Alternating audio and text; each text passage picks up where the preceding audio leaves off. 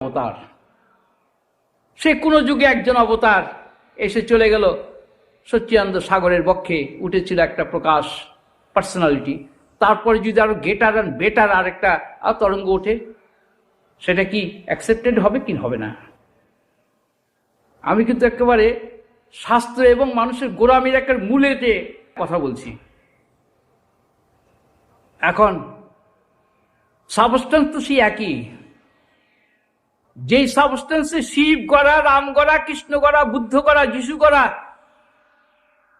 চৈতন্য গড়া, মোহাম্মদ গড়া, নানক, কবির গড়া, রামকৃষ্ণ গড়া, সেই সাবস্টেন্স কিন্তু এই প্রেজেন্ট সবার সামনে উপস্থিত হয়ে বসে আছে। কারো ক্ষমতা নেই নিতে পারে যতক্ষণ না আমি আনফোল্ড করে দেবো সেই সায়েন্স। তাই নরেন্দ্র মতো ওইরকম আধার যাকে নিয়ে সবাই জগৎ মাতামাতি করছে, সেও লাস্ট মুহূর্তে বলছে তোমার